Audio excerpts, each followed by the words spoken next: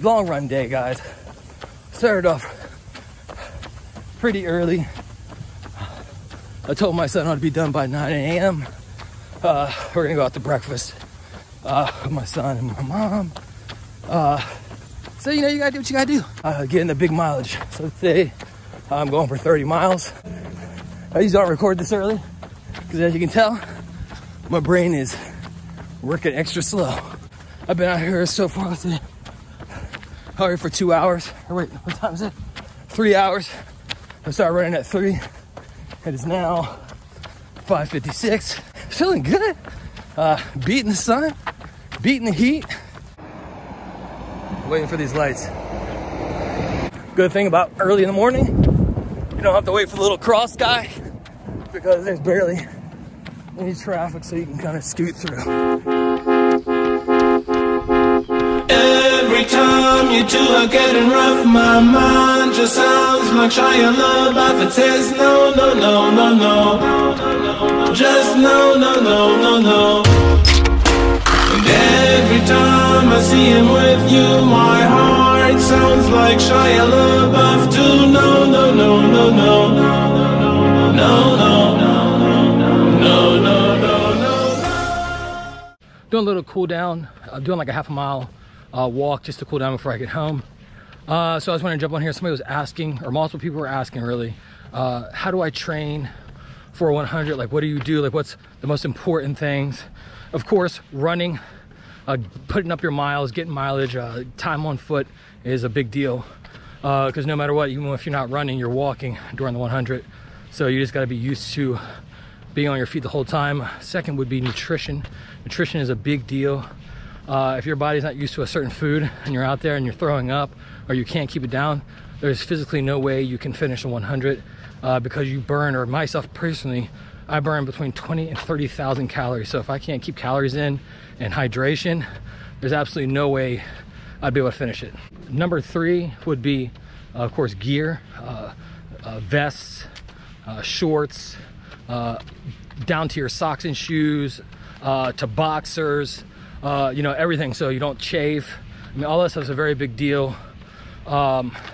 Headlamps, lights, I mean, just gear in general. You want to get that down and feeling comfortable running with your gear, because you'll be having it on for the next 20 to 30 hours, you know, out there. So you want to be cozy.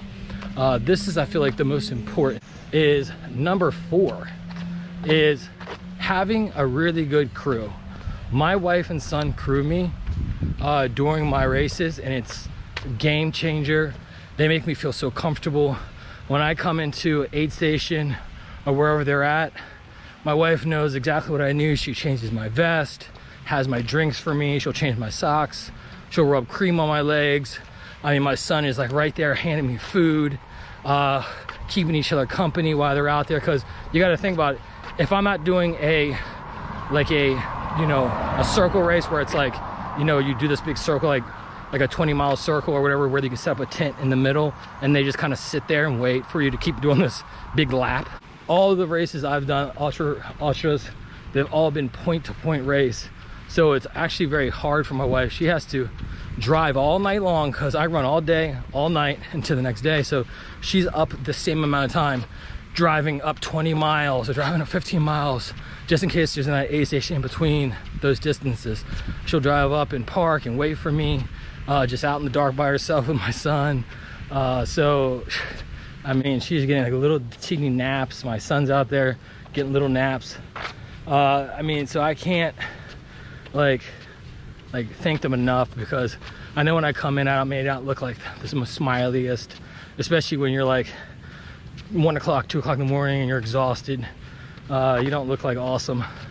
And they, you know, they're still there to support me, which is amazing. And then I've never had a pacer, so this year I'm trying to get a couple pacers with me.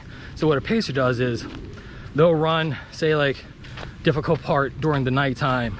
They'll keep you company, they'll keep track of your pace, so you don't go over your pace or under your pace, so you stay nice steady. They'll inspire you, encourage you to keep going when you're exhausted and you pretty much want to stop. So that's gonna be really nice. to have somebody through the nighttime, you know, for 10, 15 miles or whatever it is. So I'm trying to get 2 or 3 pacers, even one to run with me out when I get outside of Tampa, because Tampa's like 25 miles. When I'll be in there, and when I get out of there, I'll be going across the causeway. It'd be nice to have somebody to come with me across the causeway, keep me company, because there's really nothing out there. So yeah, man. So I'm really excited to have some pacers this year, because it gets lonely out there. You know, 2, 3 o'clock in the morning, 4 o'clock in the morning, you're just out there by yourself running, and it's like pitch dark, and if anybody drives by, you look like a psycho, because yeah, it's not like the roads are closed, so you just look like some crazy person running down the street early in the morning like I just did today. So yeah, so I hope that helped. Can't wait to do the Tampa Bay 100. That's gonna be in November 4th. Then I added on a race to the roster. September, I'll be doing, it's called the Pinellas Trail Challenge. You start in St. Pete, go all the way down to Tarpon, turn around, go back to Dunedin. It's like 46-miler. So that's gonna be fun. Let's go get some breakfast, take a shower. I'm here before 9, so my son's gonna be psyched. My mom's gonna come, have some breakfast, and hey man, get into the food. All right, we're gonna do a little sweat check. Let's see what we got going here. Oh yeah, that's nasty. We got the Greek omelet, got some, what you call this, grits, sour cream. Come on. Yes, yes, yes, yeah. See you later, Bed Bath & Beyond. Everything's 60% off and closed down. We got some bands, and we got this hook game.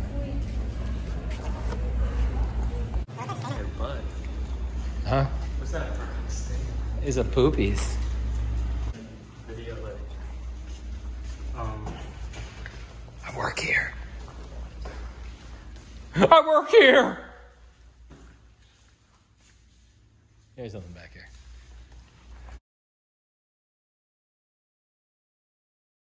All right, this is what we do when we hang out with my mom. She's looking at furniture, and me and Vienna are just gonna lay in these beds, and yeah.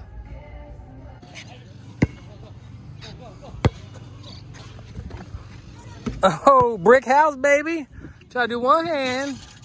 We got some tofu. We have cilantro. We're gonna do some ramen, soy sauce, garlic. Gosh.